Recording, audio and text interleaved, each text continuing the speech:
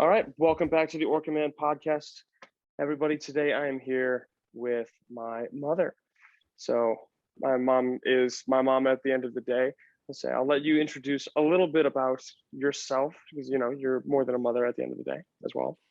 At the end of the day, At the end of the day, pretty just much a mom. Mhm. I am Jen. Yes, Fred's mom, and I don't know what do you want to know? What do you do? I am a real estate agent in the Metro Boston area. But that was not my first career. That is my second career. I started out as a high school English teacher and worked for about 15 years before stopping, raising the kids, and finding a new path. So, there you go. From Los Angeles, born and bred, go Dodgers. What was it today? You said 4 years ago you were going insane on Facebook with the World Series, or it was the playoffs were going on. Yes. So posting about the Dodgers, especially since, I was a diehard fan back in the 80s, 81, 88. I was a kid. I was a high school student. So yeah, it's been a great run to watch them come back and start to play well again. Yeah. Well, go Dodgers. Go Dodgers. Well, it's funny how I was laughing when I first came back because I was thinking about texting you actually this week, and I was like, "Hey, what are you doing on Saturday? Maybe we could do it over Zoom and then surprise you." So for anybody who doesn't know, right now I'm actually back in Boston. He's here. Yeah, if you watch the beginning of this tape, wherever you're listening to it or otherwise from, it's we spent the whole last 5 minutes trying to figure out where to sit in the house. Oh. Yeah, but I did come back. And this is actually where I want to start off. I did come back for my youngest sister's swim meet. She's a senior this year, and for a lot of the last year of high school in the United States, they'll try to celebrate all of the students and athletes that are finishing up their last season. So the team that she's swimming for, I swam for previously, and different schools, but even so, it was one of the things that I really wanted to come back for a whole number of reasons. Totally surprised us. Yeah, quite fun. Was not expecting that. It was really fun to walk in and have Allie go, "Yeah, you're not here." Even this morning, she walked into the room. She's like, "What?" No. Exactly. We were floored. I can't believe you made the trip, and I think it really made her day. I think it made her weekend. I'm glad. Definitely. But the place I want to start at, asking you just in general, the swim story better than quite literally anybody else, as far as I know. How much, and this is just me curious from before, because swim has been a part of my life for about as long as I've lived. Right. Previous to me starting to join, did you what was your experience with the sport of swimming, if at all? Interestingly enough, when I was a child, I grew up in small town south of Inglewood, California. I grew up in Gardena, and across from my dad's office, from Grandpa's office, was the Gardena Swim Club. And as a child, I took swimming lessons there, and I swam, I mean, competitively, but only amongst the other kids in the club. Yeah, if that makes sense. Oh yeah, I remember the boat club races. Yeah, exactly. I remember getting all the way up to Barracuda status, which was a pretty big deal. Other than that, I mean, once I became a teenager and I went to high school, and that swim was no longer something I did. Yeah. I didn't swim competitively in high school or anything else. So swim was something that I did as a child. And then it came back into my life with you kids. And it started with you kids simply as a life skill. We knew that being able to swim was like riding a bike. It was something that we wanted you to know how to do, whether or not you ever wanted to do it or like it. Yeah. So, yeah. So we put you in, swim lessons near the house in East Boston. in actually Revere. Mhm. And somewhere I have a video, somewhere there's a video of you at The diving 4 board. years old, walking very gingerly to the edge of the diving board and being afraid to jump in. But then you did. And we all screamed. It was fun. I think it's definitely on one of the tapes or one of the DVDs that we have. I think we might even have it like digitally somewhere. It's, We'll see. I couldn't tell you where it is, but it exists. Yeah. If I do find it and I'm able to capture it, I'll throw it up on my Instagram at the same time that this goes out. Ideally, that would be a lot of fun. Right. I can do a little search too. I'm sure I have a clip of it. It's not. It's grainy. It's not going to be great quality. Oh, but no, by no means. It's the Orca Man taken on a camcorder. Right. Probably yes. Yeah, I know, guaranteed. Like I believe that thing was first on the tape. Right. If I had to put money on it. Yeah. If I had to put money on it. So the transfer though from swimming lessons to competitive swimming, I'm like 70% sure that was my like not prerogative, but it was a choice that I kind of made, but you pushed me towards it. How did that come up? Or like what do you remember from like that time? You wanted to be a whale trainer. Yeah. And you were very, very young. So you knew that there might be an opportunity later on in life to study marine biology or something related to animals. But we were trying to find ways to capture your passion and give you something tangible that you could do now at that moment in time. You were probably like 8 or 9, I want to say. And so we talked about, well, what does a whale trainer need what skills does a whale trainer need to have in order to do their job? Yeah. And the very first thing that came up was you just needed to be a super strong swimmer. And the best way to do that was to keep you in the pool as much as possible. So we found the Revere Sand Sharks swim team. Yeah. And we found them because that's where you took swimming lessons, and they had the swim team out of the pool that you took swimming lessons in. So it was a natural progression to just go from you taking lessons into being a part of their swim club. Wow. Yeah. And it was the sole goal was that at that point in time, because of your interest, it was a way to keep you or give you a way, an access point to getting to where you eventually wanted to be. So I'm impressed with you and Dad for a large number of reasons, but this is like one very specific example of the way that you guys have thought and kind of like nudged us in certain directions that we might not have otherwise dove into as much as possible. Pun completely intended.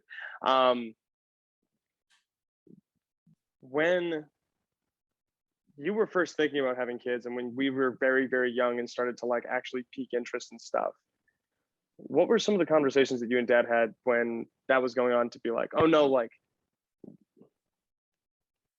not everybody dives into somebody's like their kid's passion to an extent where like, you want to be a killer whale trainer? Awesome. They're like, no, you want to be a killer whale trainer? You should want to do something about it right now. This is the avenue to actually make that happen.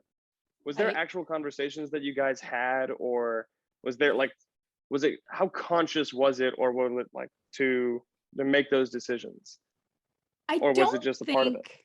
Yeah, I don't think your father and I had these in-depth, thoughtful conversations about how do we help him get to that point. I think it was more about sustaining passion. You were interested in something and we didn't want you to lose that. And the only way to not lose it is by indulging in it. So we took you to SeaWorld as often as we could. We adopted you an orca. We got you into the pool and made you, gave you opportunity to be a strong swimmer, so that there was always a connection to that thing that just light, put the light in your eyes. That's true of your two sisters as well. Yeah. And in different ways. And I think, that kind of led Santa to bringing Baxter to the house on Christmas morning for Jackie. I think it led to Allie having dance lessons and being part of a dance team or dance troupe for all those years, and participating as much as possible in drama events. Yeah. I think it was just natural for me. And I will say this, and maybe your father has a different perspective because he was totally on board with everything. But as a teacher, I dealt with high school students, and I would get into those conversations about when you were a child, what were your passions? What did you love? And I would get these great stories about things that they really enjoyed, whether it was music or sports or a specific animal like you, or a job or whatever it was. And I asked them, well, then how come you're not working towards that now? And they said, I don't know. It was something I did as a kid. It wasn't something that followed me. Yeah. But you could see how excited they were talking about those childhood passions. Yeah. And how if there was just somebody there to kind of guide them or push them or give them a little insight or direction to hone those passions into something that could be real, then maybe they'd have a different attitude in high school. Maybe they'd have a different pathway when, they got out of high school, whether it was college or not college or something else. But I saw a lot of kids in high school with dimmed lights in their eyes. Yeah. They were just there for the ride because it's what they had to do, with no real goal or understanding as to where they were headed or what they were going to do with life. And life became, what could be. Right. Life became about getting a job instead of doing something you love. So I'd say that like, as soon as you say it, you begin to see it in a bunch of people that even I went to high school with, or like even people that I know now that have finished university. Was that idea even more hammered home once you started teaching, or like you saw it to like a larger extent, especially there was only so many people who were able to see like a couple spells of high school students. Usually you only see high school students all the time when you're in. Right. I Pretty think, pivotal point.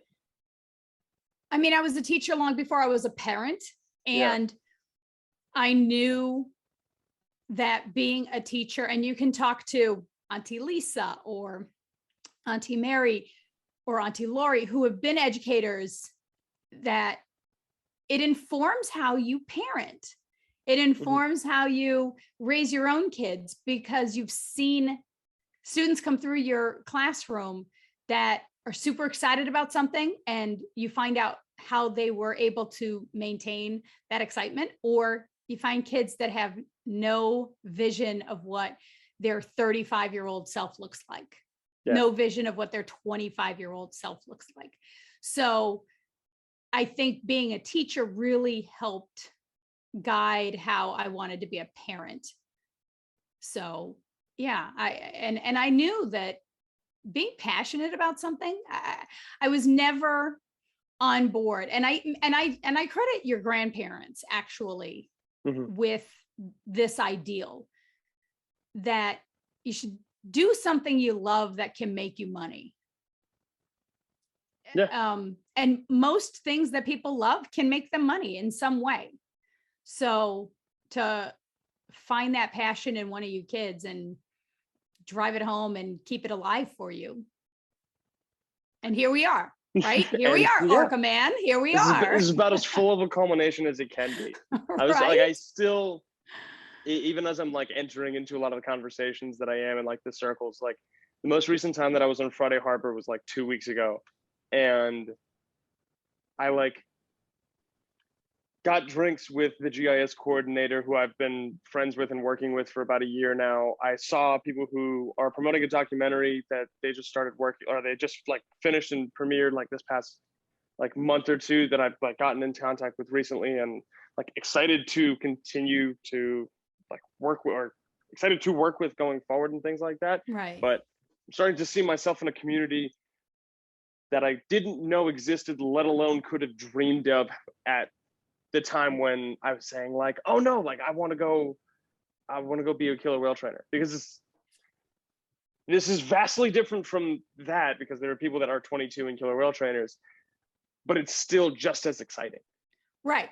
All around. Like that trip was one of the highlights of my life, being able to go down and casually run into people being like, oh, these are very important people within the orca community. And not only do I know them, they know me, and people who I haven't met yet are Right. aware. Like that's insane. Right. I think you hit on something very important, and that's the journey doesn't necessarily end up where you started, where your thought was and where you started. I mean, when you were 7, 8, 9, 10, you wanted to be a killer whale trainer. You thought you were going to go to work for SeaWorld and be in the Believe show. That was your vision.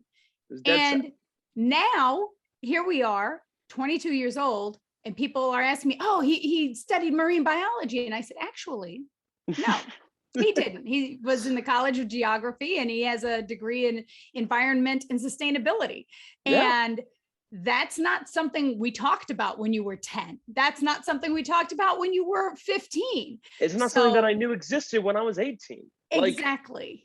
And I think that's, for me, that drives home the point of one thing that we've always taught you kids is to create opportunities, open doors, and be willing to explore what's out there. Because even I would never have guessed that a degree in environment and sustainability in the College of Geography would have brought you to this point. Like I couldn't have planned that, even when you were applying to colleges.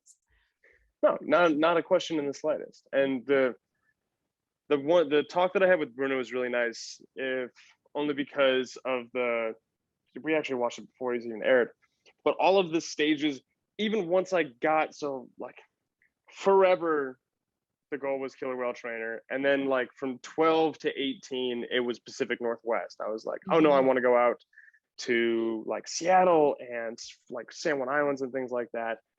And then, 17, 18, I'm like, British Columbia exists. That's pretty cool.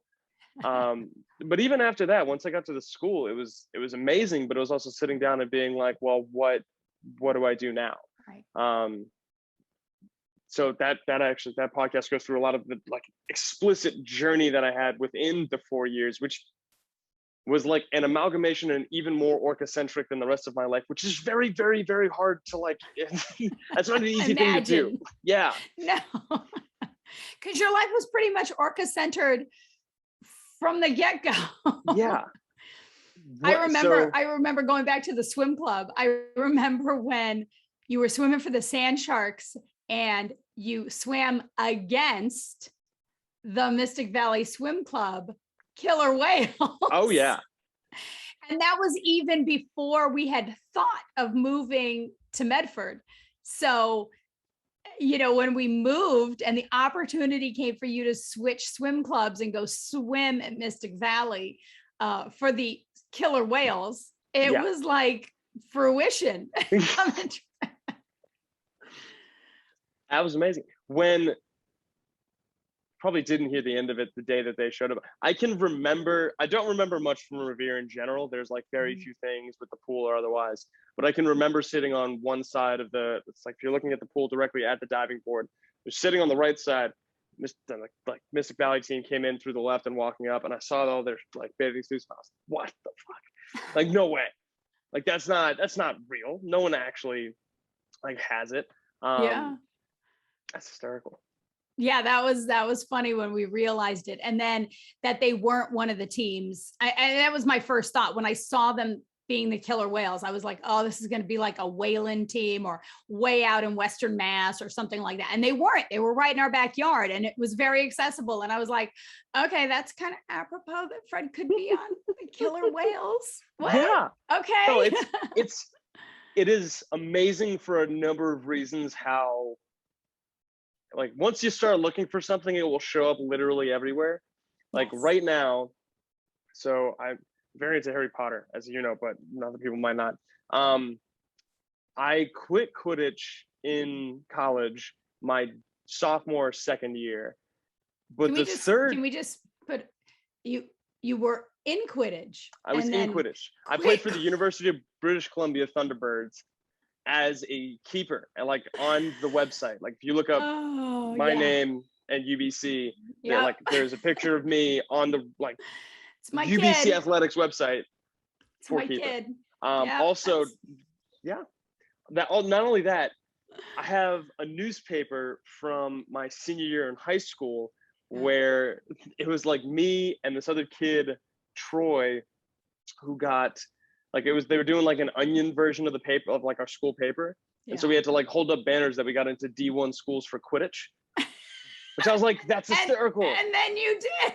And then less than 8 months later, I was going to read Canadian regionals in Calgary. I was like, okay, this is special.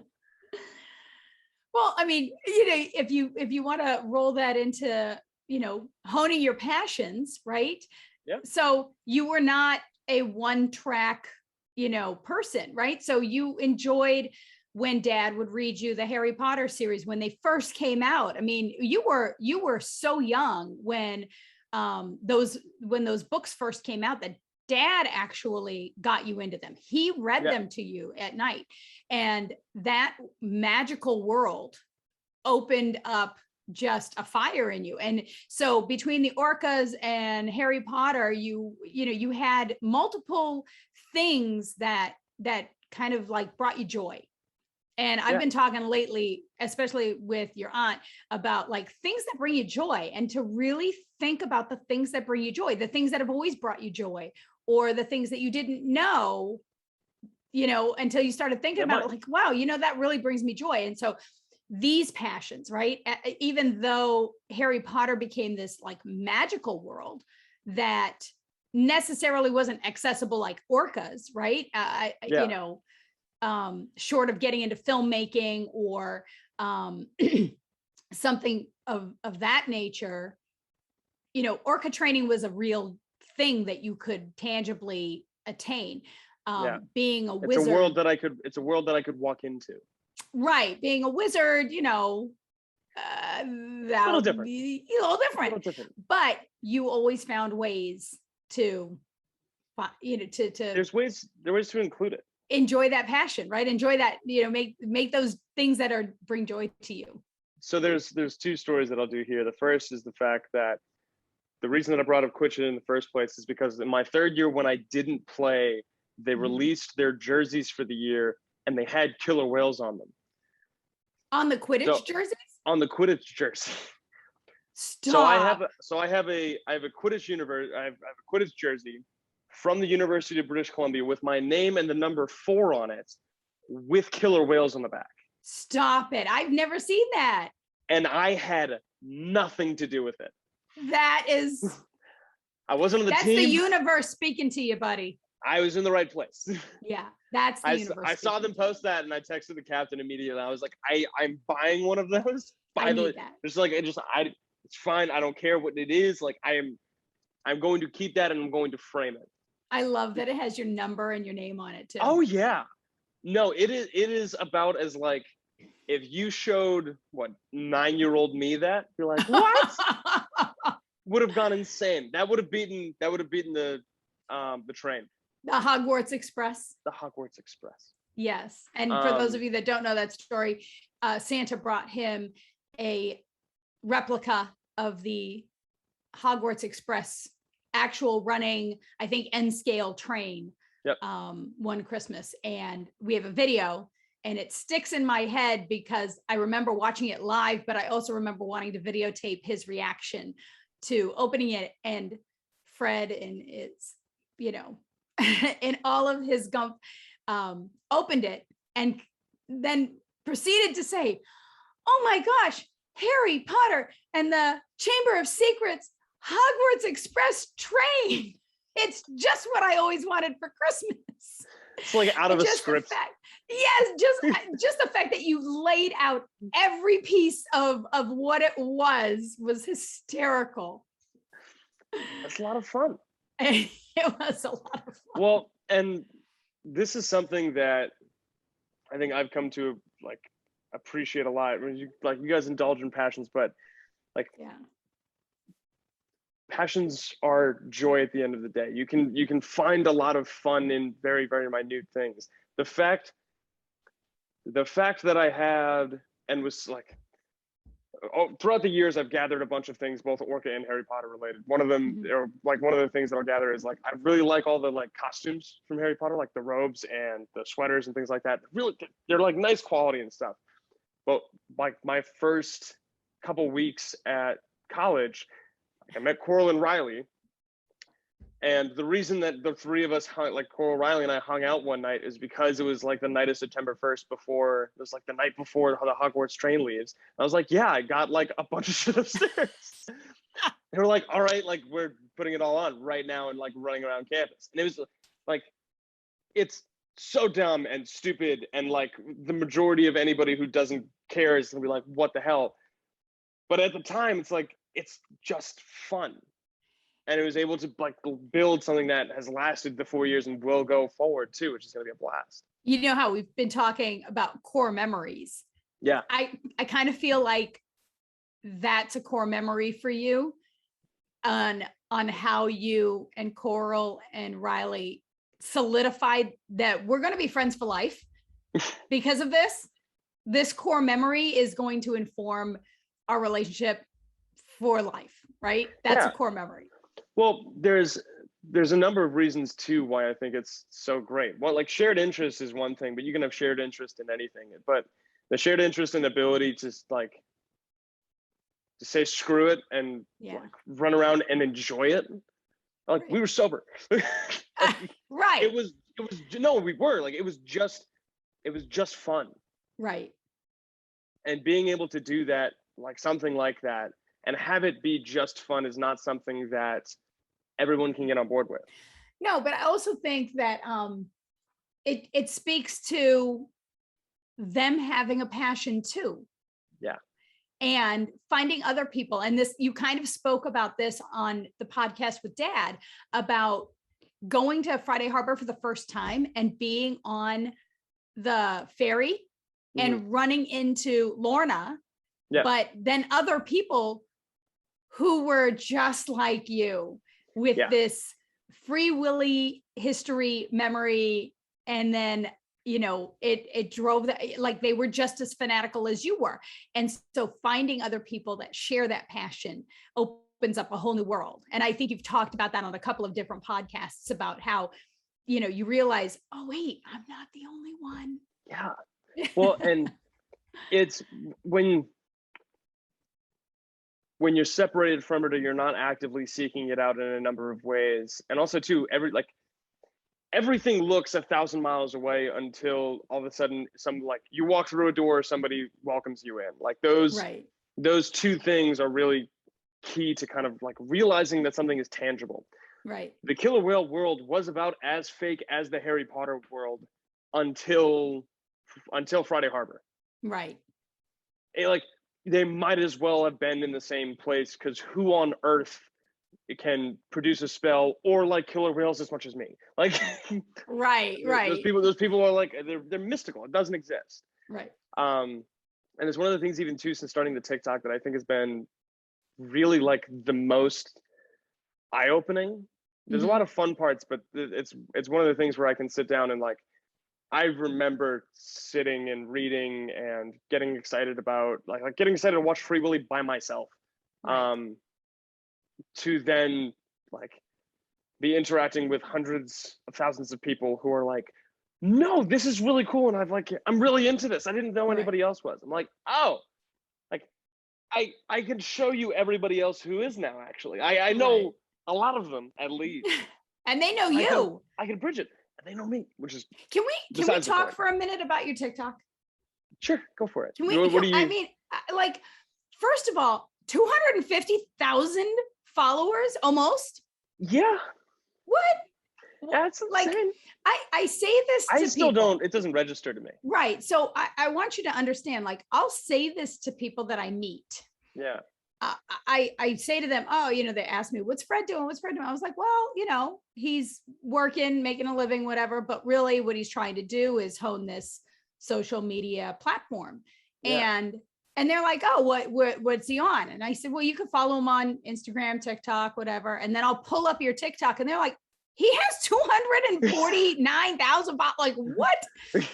And I curse you. I curse you, because TikTok was the last social media platform that I was going to get on. Like, there was no reason for me to be on it. I remember when Allie was on it and she was doing all these, the silly dances and, the trends and everything else. And I didn't recognize TikTok as a social media platform in that way. Right. Yeah. Until you got on. So I wasn't on TikTok. I was on every other, I'm on Snapchat, I'm on Instagram, Facebook, you name it, LinkedIn, Twitter. Yeah. And then I said, well, since you're starting TikTok, I want to be a part of that. I want to at least know what it is. And I got on. Dad was away on a business trip. Allie was at a friend's house. I was by myself in the house. I was like, it's 9 o'clock. I'm like, I'm gonna go lay down in bed and I'm just gonna I'm just gonna download this app and see what it's about. So I downloaded the app. It was 9:15. I'm laying in bed, 9:15 at night. Find you, follow your page. And then I'm like, okay, well, I don't know what the rest of this content is. Mm-hmm. So I go to the For You page and I just start scrolling. 3:45 in the damn morning, I'm texting you after watching an 8-part series about some guy charged with murder, and his alibi was that he was at the Dodger game and they were filming a movie and they had to go to the movie studio to get the cut that wasn't released yet for the movie to prove his innocence, because the murder took place at the time he was at the Dodger. And I'm watching this 8-part series and I was like, I have fallen down this rabbit hole and I need to get, and I remember texting you because it was only midnight where you were, or 1 a.m. And I texted you and your response was, oh, Mom, close the app, put your phone down and go to bed. 7 hours, Fred. You've never spent that long on anything. I have never spent 7 hours again on TikTok or any other social media platform. I limit myself. And I have to say, the one thing I do appreciate about TikTok is that I get about 25 minutes, 30 minutes into it. And eventually a person will come on my For You page and say, hey, you've been scrolling an awfully long time. I think it's time to go get a drink, get something to eat, put the phone down. And I really appreciate that. So to all of those TikTokers, I do, when they tell me to put my phone down, I put it down.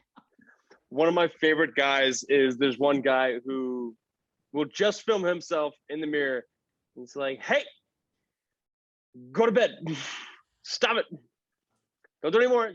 The rest of TikTok doesn't exist after this video. Go to bed. Right. You're done. Right. So I do appreciate that, but damn you, man. It's very, very interesting to have the largest following, like, of all of the platforms, be on TikTok for a number of reasons. Mm-hmm. One of the things that I didn't expect to do as much as I am is, if I ever tell anybody, like, talk about, like, oh, what are you up to? I'm like, oh, I'm making TikTok, things like that. Or like, maybe you've seen something, or like, do you know this person on TikTok?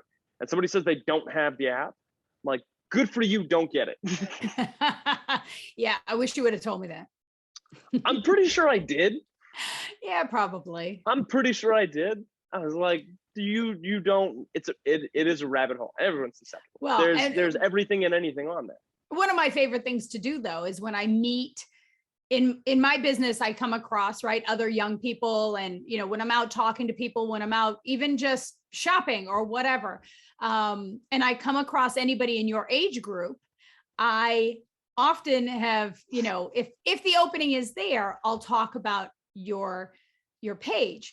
And so we did this yard sale, right, for charity at our office 2 weekends ago. And I think I texted you afterwards to say, hey, I got you 5 more followers. And my tagline is, I'm getting my son followers one at a time. Oh, yeah.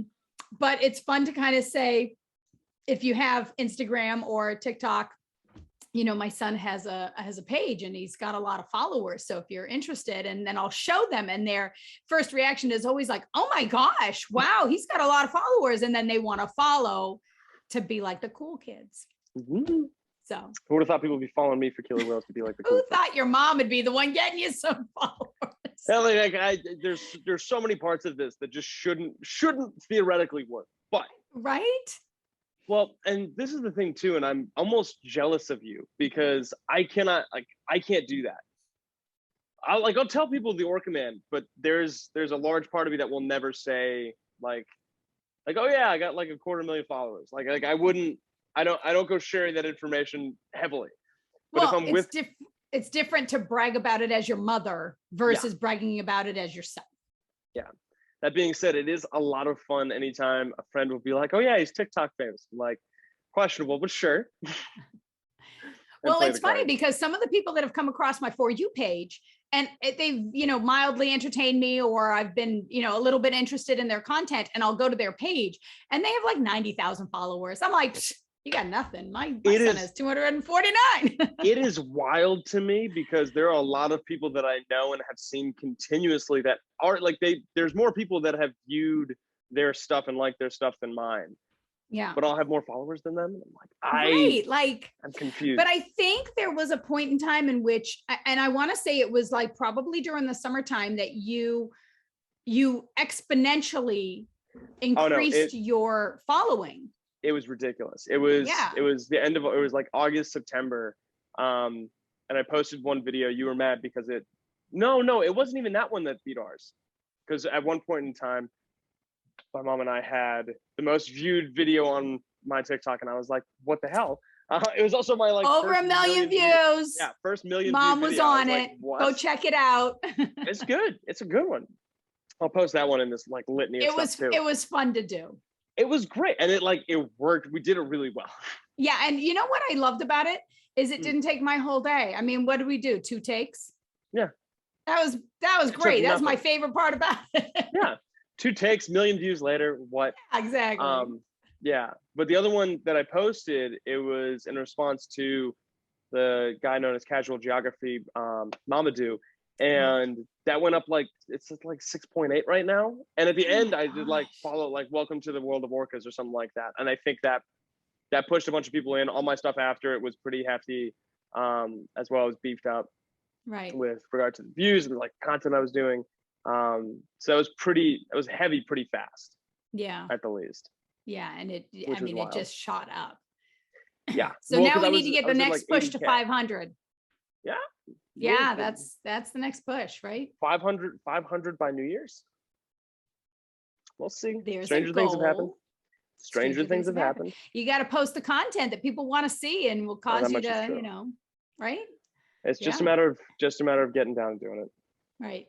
And it's so funny because I've seen a couple of things that come through on my For You page that talk about, I didn't realize this was what was going to go viral. And so it seems as though the TikToks that people have made that they've really tried really hard to make something, that would go viral don't. And the one-offs, the one like yours and mine the transition one that we did, all of a sudden blew up. The other 2 that are over 1 million on my page are the one that first beat yours was it took me about 5 to 10 minutes. Right. And it was very, very simple, very straightforward. The other one took maybe 20. Right. And it was I have a response for this because I know these, because it was about 2 sharks. And it was so easily accessible. Right. And it crossed, and I want to say this too. I think sometimes when you post content that crosses between species or, people's thought about it. Like, it's not just always about orca, but it's about orca interacting with other species, or, you know, ocean life, or people, or whatever it is. And those cross posts kind of gather in more people that may not necessarily be 100% orca focused, You but might just are be shark interested focused, or like are interested in predators. right. Like it's not like I'm interested in orcas. I'm interested in like the behavior that's going on, whatever it might be. Right. That's pretty cool. It is pretty cool. Yeah.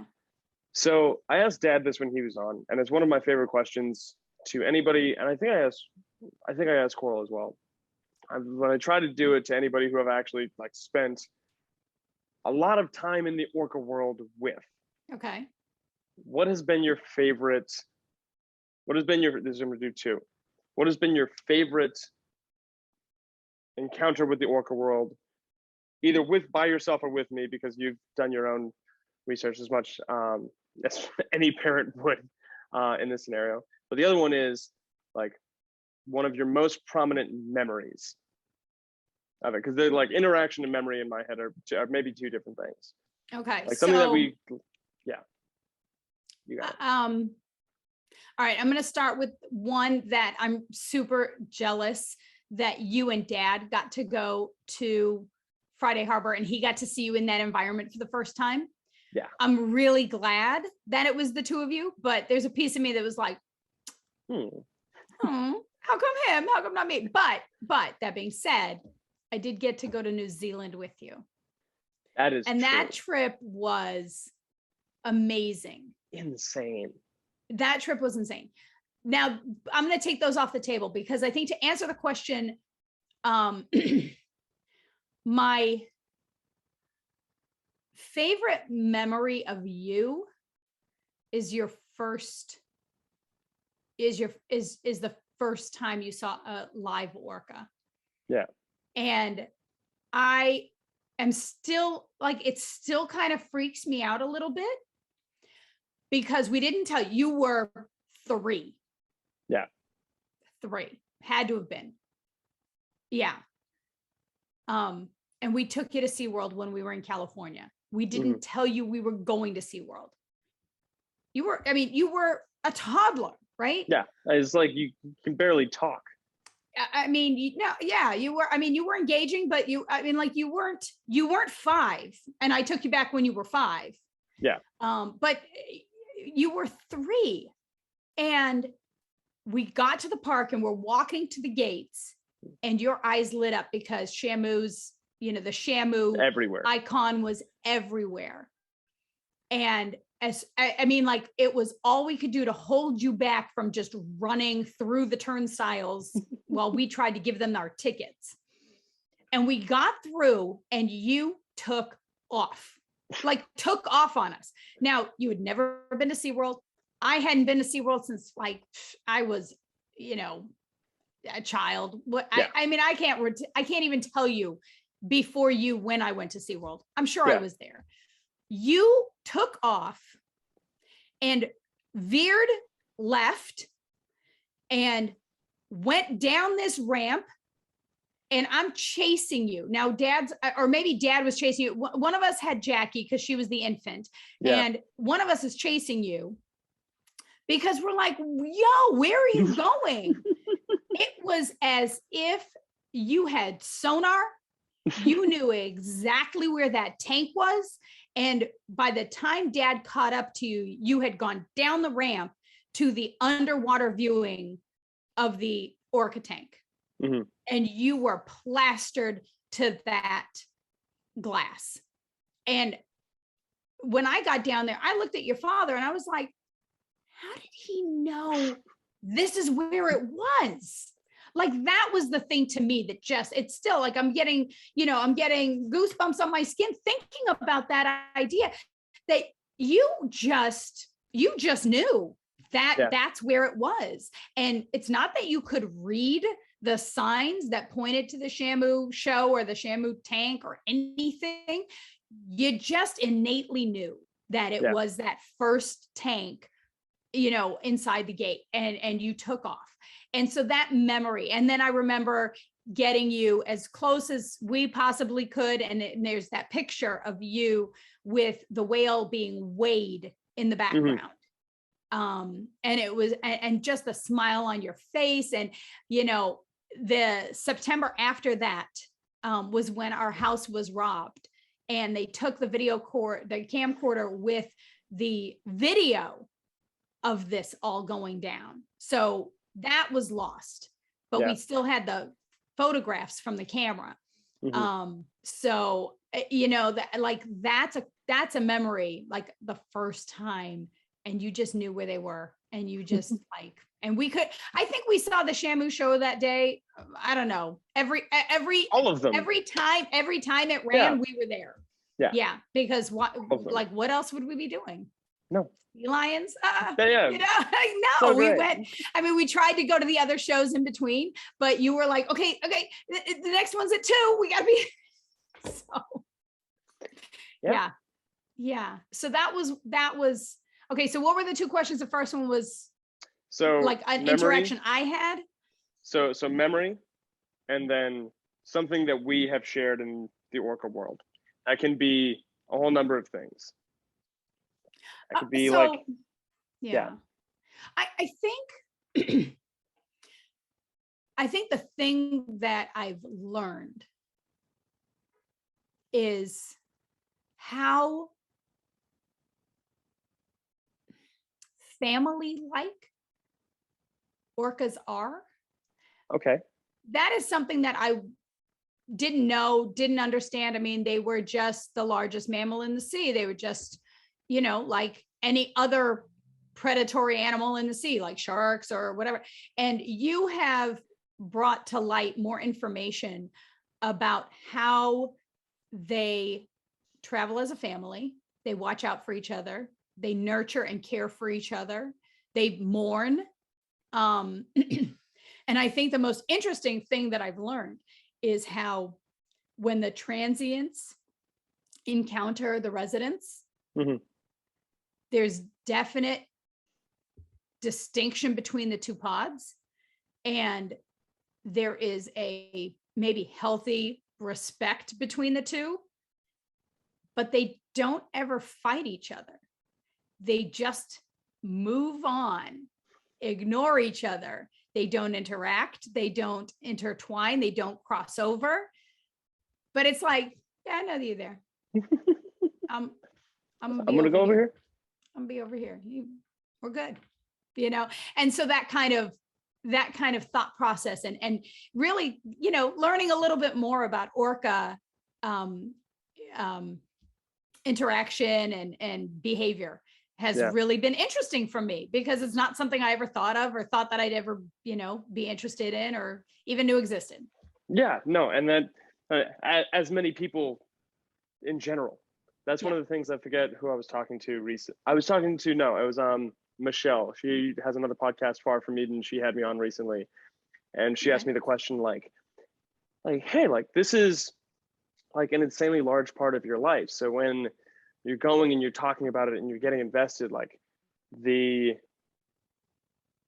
drive for people to get information quickly or to be able to know everything that's going on, like, how do you wrestle with kind of the pressure of being able to do that? Right. And my very first and continue, like, will be my answer forever is majority of people don't nor need to give a shit. Like, I want them to, and I want them to because it's exciting and important in a lot of ways. But at the end of the day, there's for any like person that isn't invested in the world in some way, to get into it is not something that you will casually come across. Right. And it's like, it's not something that you need to know. I don't need to know how lighting works for Broadway shows. Right. I just need to know that when I go there, it works. It works. And I think that's important too, that you can learn things about, you know, you're teaching people about orca behavior and you know, habitat and everything else.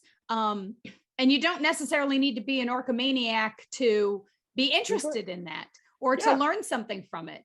One of the guys that blew up recently on TikTok is one of those guys that when somebody poses a question, he'll like answer the question and segue into some fact, some random fact. Have you seen this guy? Oh yeah. And I think he just blew up recently or whatever, you know, gained like however many followers of that. But like even those little facts, like when I see him come across my For You page, I was like, oh, I didn't know that. And, you know, one-off facts or something like that, but you provide that, right? You provide that in the Orca universe of, you know, by the way, did you know, like, I loved the one you did about the two orca that kind of like are the bullies. Yeah. Are they bullies? Is that what like, you can call them bullies. They're like the Bash brothers of the like South African coast.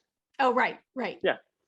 And so, you know, and you know, and so you did that little, you did that about them and the TikTok about them. And I was like, oh, damn. Okay. You know, like it was an interesting thing to understand. And it was like, that was the 6 million viewed one. Right. Like that's when everybody looks at it and there's like, oh, dude, like there's like Orca Brash brothers out there. And like people were going insane. Like that was what got them.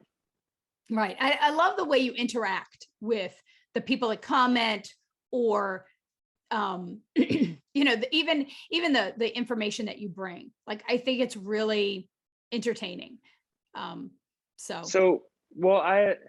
this is another thing I was thinking about even when we were talking before, because the two things that I'm really invested in and really are like two things that we talked about that I really enjoy and like really brings me like a lot of excitement are really two stories.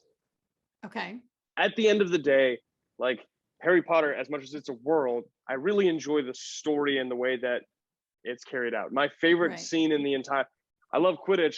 I love the idea of, and then like the storyline of Oliver Wood tossing up golf balls and like hitting them like hundreds of yards, and then Harry like trying to go and get them. Like that was, it's a really, like, I like the story aspect of it. And like there's so many aspects to it that are important. But with Killer Whales, like at the end of the day, like I am living out as much as I physically can, like stepping into the world of Jussie and Free Willy. Like that at the end of the day is what I'm doing. And the storytelling that got me into it, I think I've tried to use that more in terms of like getting other people interested. And even recently, like I applied for a master's in history this past year, which is I hated history. I did not enjoy history. It was not what you were looking to do. No, it was not definitely not. It wasn't what I was good at. Like it wasn't something that interested me.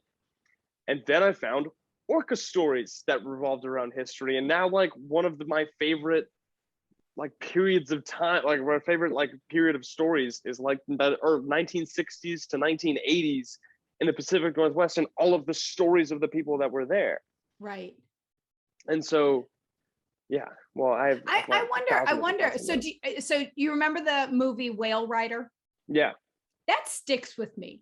And you know, more like Free Willy definitely in terms of you, but when we watched Whale Rider, I think the thing that hit home was, and I wonder if you have or are planning on exploring more the connection of Native people and their relationship to orca in the wild. Because that story based in New Zealand, right?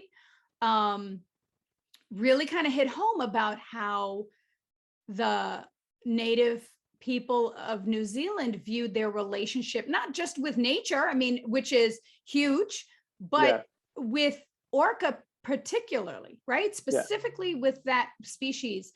And I you know, like that'd be something that I would find personally, I would find that, you know, more like entertaining to understand or informative. And I'm, you know, that's interesting to me, because that's not something that every culture has, every community of people have that relationship, that definitive relationship. I think one thing with that I'm actually looking forward to a lot is like different parts of the world, and even different, like the Pacific Northwest is host to like hundreds, if not thousands of indigenous communities up and down both the United States, Canada, Right. and even once you get down to Mexico. And orcas in every part of them that are intertwined in some or like in some kind of way to a bunch of the different communities. So I can only imagine too the similarities and differences as you go across. Right. Because they're like, there's going to be 1,001 stories to uncover because everybody is going to have their entrance and relationship to it. And also too, there's different whales. There's like a number of things that go play into the factors of that. Well, I thought it was interesting that, you know, the movie Free Willy kind of touched upon that in a very small way with Randall. Yeah. But it didn't explore that in any depth. Well, whereas no, Whale Rider explored that in depth. Yeah. Right. More so. So, right. And highlighted that. And, you know, I think people think of killer whales and they automatically go to SeaWorld and Shamu, but there is so much more rich history of, human interaction with orca. Yeah. Than that even scratches the surface of. So definitely. Yeah. Definitely. That's pretty cool. Yeah. All right. We're hitting up on about an hour. I will give you the decision now. We can extend for a couple minutes if you want to talk more. Otherwise, we can wrap it up and finish for today. Well, do you have any other burning questions that you think people would want to know from your mom? Burning questions? I don't think so. What I can do is post somewhere and then have them send you questions that you can answer. Okay. Give you like even the login for the Instagram. I'd be open to corresponding or, yeah, answering orca related questions, Orca Man related questions, and your history with orca, whatever it is, orca, everything orca. I will leave with this one thought, and I think it kind of has driven you to doing the work that you're doing now in terms of bringing information and knowledge to people about orca. Yeah. When Don Brancheau died, that was 2010. Mm-hmm. You were 11 years old. Yep. And I remember hearing about it on the news and thinking, and I remember having the conversation with your dad, like, we have to tell him. And this is going to be hard. So we finally, because you were going to hear about it. And at that point, you didn't have a phone. You weren't on social media. There was none of that connectivity, but we knew you'd hear about it or somebody would hear about it and tell you. Yeah. So I remember sitting down with you and we shared it and let you watch the news story about it. And your reaction was so insightful and so thoughtful because you commented on the fact that she loved this animal. This was not, you understood that this was not, she was not torturing this animal. She was not messing with this animal in some wrong way that caused him to get angry, that she loved this animal. And their playfulness just went to another level. And you commented that this would make people scared to be whale trainers. And so then therefore even more that you needed to work towards being a whale trainer because other people would be scared due to this incident. And the orca in captivity would need people to step up and take care of them.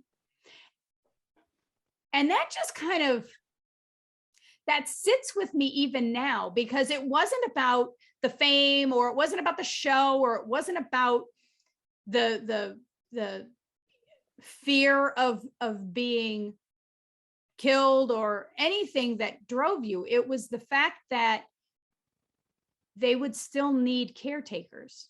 Yeah. And that incident could possibly persuade people not to take care of them because of that.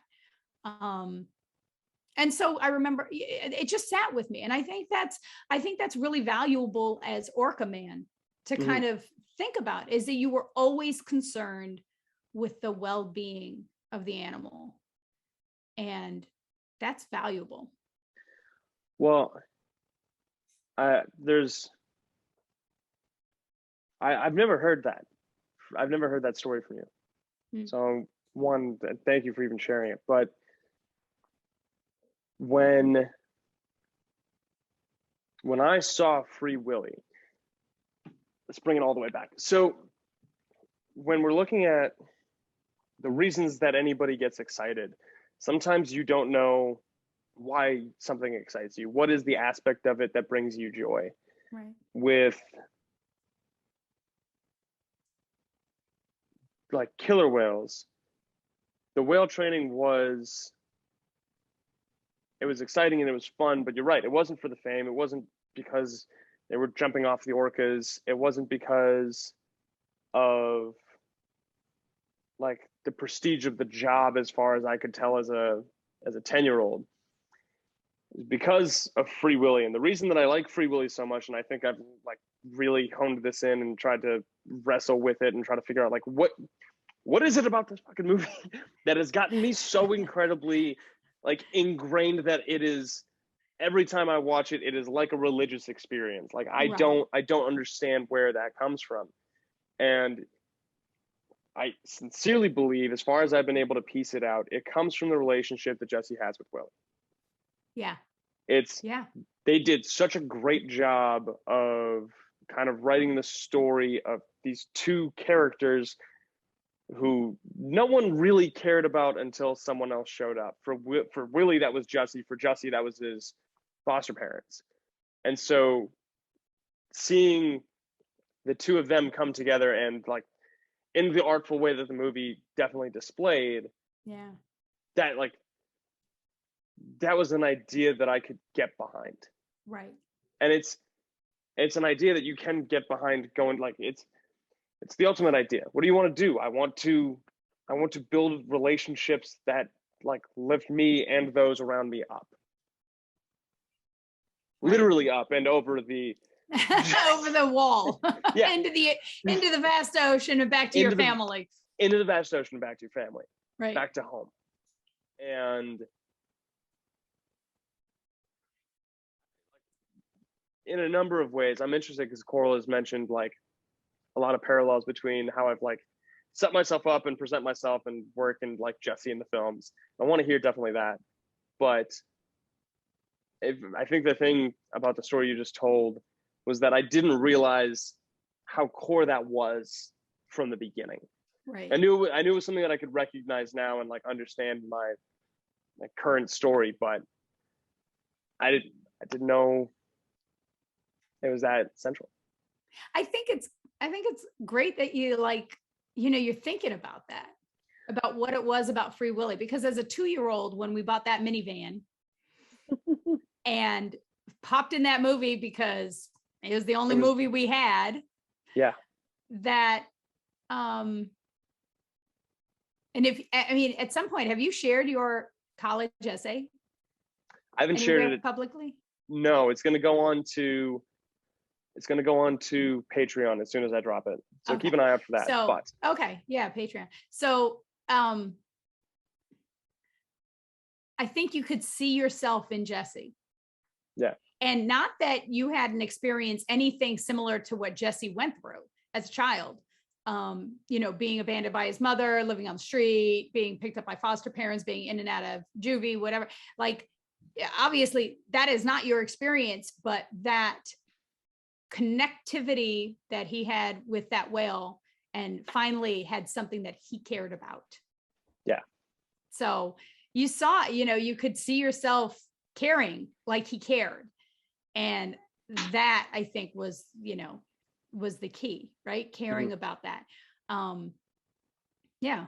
I think too, when you talk about jumping over that wall or making that leap over the wall, I can make the connection to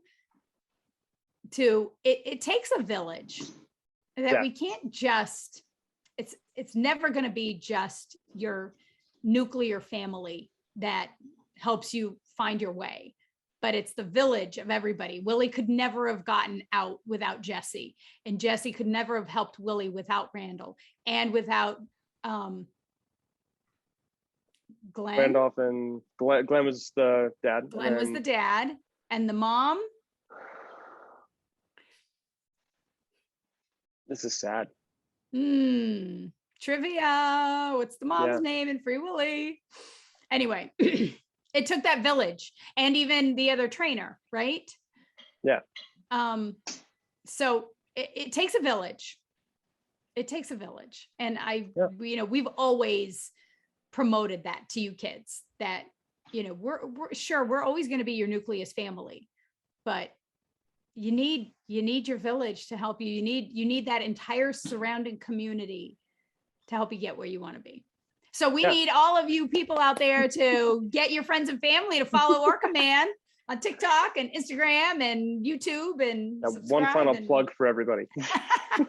That's Mom getting you followers one at a time. There you are. There you are. Well, I'm super proud of you. Well, thank you. Super proud of you. It amazes me and it excites me every time that I kind of look at the story and where I'm at. Yeah. Because, as much as I've had to do with all of it, the only reason that I was able to take any step forward was because you guys were like, yeah, you can. You can. And like, we don't need to give you permission to like be interested and go forward. And we can point you in the right direction to be able to indulge with excitement to everything you want. Right. And that's something that not a lot of people in general, let alone parents, do. I wish there was a way I could help people understand that more. Well, maybe this is one. Maybe this is one. All right. I think this is a beautiful place to end off. Excellent. So thank you for finally coming on.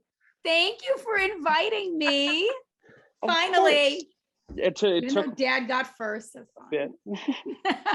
Well, he was the one who did mention it. Oh, doing the podcast? Yeah. Yeah, it stands to reason he should be your first. Yeah. That's all right. There will be more. There might be one day where I have you both inside a studio in British Columbia. We'll because I have notes from your podcast. Yeah. We will go through those next time. You can give Dad and I pointers. There were a lot of, you were wrong. There were errors, in dates, timelines. Yeah. Of course. Yeah, I have it written down, by the way. We'll get it all together for that then. Thank you for having me. Of course. I love you. And I love you too. And thank you everybody for listening. Once again, I am the Orca Man, and I hope you have a wonderful day.